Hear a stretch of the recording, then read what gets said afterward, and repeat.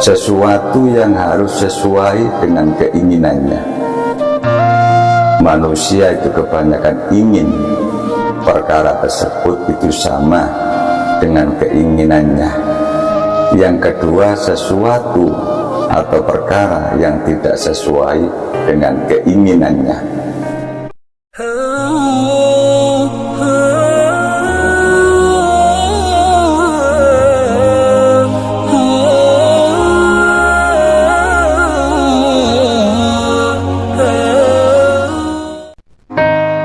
Kesabaran atau sabar adalah suatu bentuk yang sangat penting bagi kita semua untuk menjalani kehidupan kita di dalam sehari-harinya.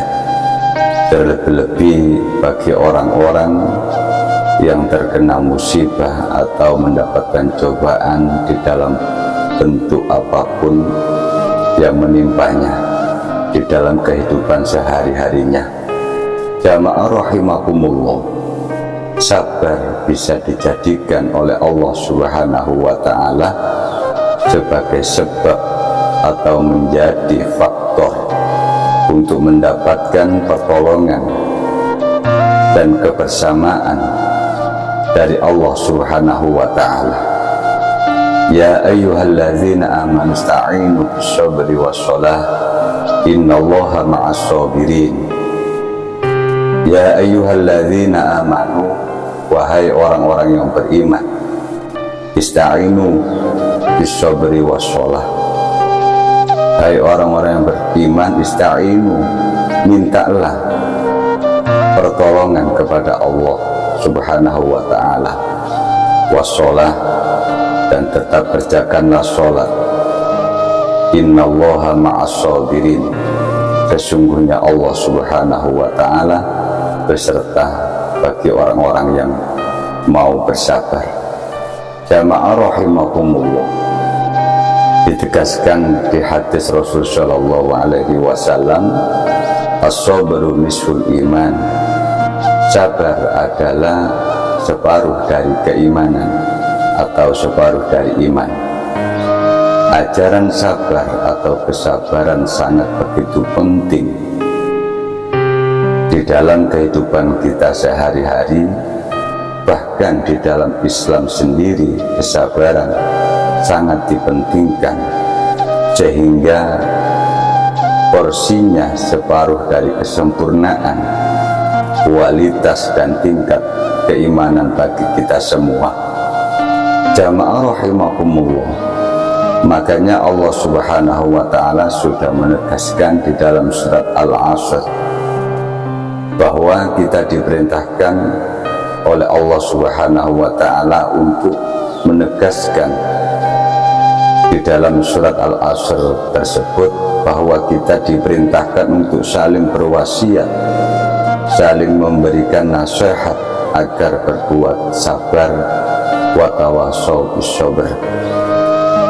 Bahkan bersabar ini menjadi salah satu di antara 4 elemen yang sangat penting bagi keselamatan, kebahagiaan maupun kebahagiaan kita maupun keselamatan kita dunia maupun akhirat. Jamaah rahimakumullah, Syekh As-Sawi di dalam tafsirnya ala tafsir Jalalain menjelaskan surat Al-Asr tersebut, menyatakan bahwa orang-orang yang mau bersabar, barang siapa yang mau betul-betul beramal soleh memenuhi 4 elemen tersebut. Yang pertama termasuk beriman, yang kedua beramal soleh, yang ketiga berwasiat atau saling menasehati di dalam kebenaran, dan keempat berwasiat di dalam kesabaran. Jamaah rahimakumullah, maka ia telah memenuhi hak-hak dari Allah dan hambanya kalau seseorang tersebut sudah memenuhi atau menjalani 4 elemen tersebut. sehingga kita semua bisa mendapatkan keselamatan dan kebahagiaan dunia maupun di akhirat kelak. Jamaah rahimakumullah, sadar ataupun tidak, kita hidup di dunia ini pasti akan menghadapi cobaan ataupun ujian-ujian di dalam kehidupan kita sehari-harinya. Jamaah rahimakumullah, terkadang kita diberi cobaan ujian di dalam kehidupan kita sehari-hari, mungkin berbentuk ketakutan dalam segala sesuatu, mungkin takut ini, takut itu, mungkin takut dalam segala macam ketakutan. Mungkin kita diuji oleh Allah di dalam hal-hal kekurangan, kelaparan, ketidakmampuan, kekhawatiran dan lain sebagainya. Bahkan khawatir kehilangan harta bendanya, habis harta bendanya. Di situ termasuk ujian, cobaan bagi manusia. Mungkin juga kita diuji dengan kesehatan kita, keluarga kita, dan lain sebagainya. Jamaah rahimakumullah, atas dasar itulah sabar atau belajar kesabaran merupakan sebab dan bisa menjadi kunci kelangsungan, akhirnya bisa menyebabkan kekokohannya, kuatnya suatu cita-cita, dan akhirnya bisa menjadikan langgengnya istiqomah suatu amal-amal kebaikan dan usaha untuk bersungguh-sungguh, karena kunci mempunyai kesabaran atau mau belajar kesabaran. Tidak akan hilang dari kesempurnaan seseorang kecuali karena lemahnya kekuatannya dalam menanggung rasa sabar dan beban di dalam kehidupannya. Banyak orang dikatakan kurang atau kurang sempurna dalam kehidupannya karena mereka, mungkin kita semua, tidak kuat untuk belajar sabar dan tidak kuat untuk menahan beban di dalam kehidupannya. Inilah menjadi kekurangan kita sebagai hamba-hamba yang lemah. Jamaah rahimakumullah, padahal dengan kunci kesabaran, atau kita semua mau belajar kesabaran dengan sekuat-kuatnya, sebaik-baiknya, dengan terus-menerus akan menjadi gembok atau bisa membuka kunci-kunci gembok segala sesuatu persoalan, permasalahan, akhirnya dapat diatasi atau bisa menemukan solusi yang terbaik karena kita mempunyai atau mau belajar hal kesabaran.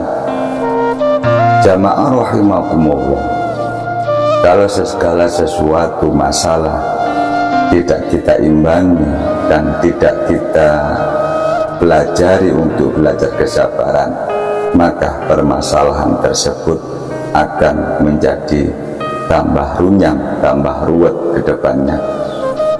Jamaah rahimakumullah, dan sebaik-baiknya perbuatan adalah sabar dan dalam menghadapi segala kesulitan.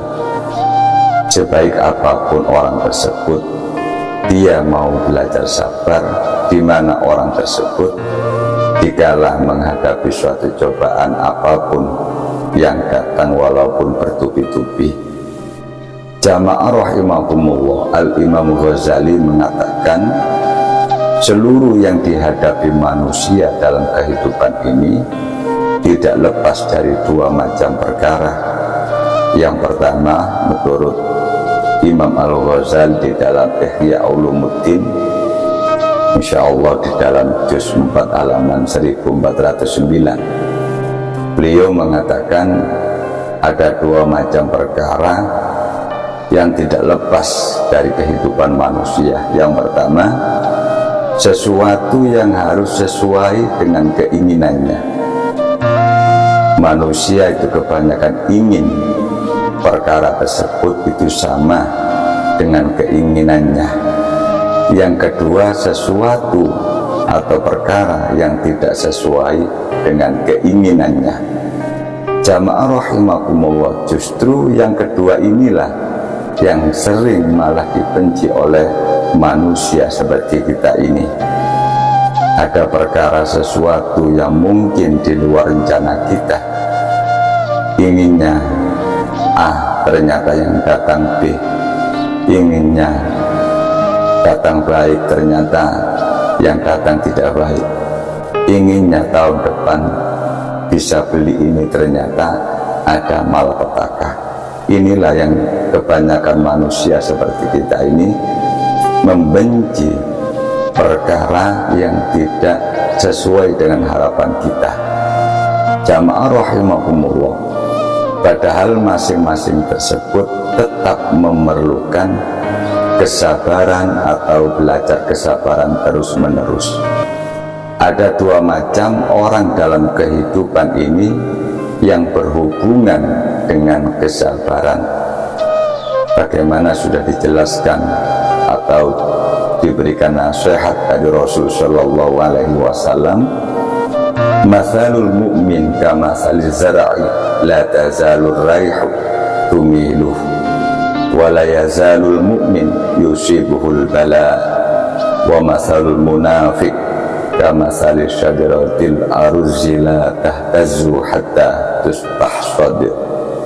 Jamaah rahimakumullah, perumpamaan orang-orang mukmin, perumpamaan orang-orang mukmin bagaikan pohon yang selalu diterpa angin tetapi tetap kokoh, dan seorang mukmin selalu ditimpa musibah. Sementara perumpamaan orang-orang munafik selalu ditimpa musibah, atau perumpamaan orang-orang munafik bagaikan pohon apa? Pohon padi. Pohon padi yang tidak bergoyang dan tidak roboh, akan tetapi dirobohkan di saat panen. Jamaah rahimakumullah, orang mukmin ibarat pohon bambu. Misalnya pohon bambu menancap dengan kuat di tanah atau di bumi ini, meskipun diterjang angin yang sangat kencang, bahkan sampai doyong pohon bambu tersebut, ternyata hanya merontokkan daun-daunnya saja dan tidak bisa merobohkan dan tidak bisa membelah, bahkan tidak akan menumbangkan sampai akar-akarnya. Inilah yang bisa menjadi perumpamaan orang mukmin. Artinya apa? Mengalahkan ataupun menggoncangkan suatu imannya, sebab keimanannya, keyakinannya orang mukmin kepada Allah merupakan pegangan atau fondasi untuk menghadapi berbagai musibah. Orang mukmin meskipun ditimpa musibah, terkadang meneteskan air mata, terkadang mengalami suatu kesusahan yang sangat berat, kesedihan, mungkin tidak mempunyai harta yang berlebih, hanya pas-pasan, bahkan kekurangan. Akan tetapi walaupun orang mukmin ditimpa musibah cobaan seperti itu, tidak mengakibatkan goncangnya suatu keimanannya, robohnya suatu keimanannya, akhirnya menjalani hal-hal yang negatif atau hal-hal yang dilarang oleh Allah Subhanahu wa Ta'ala.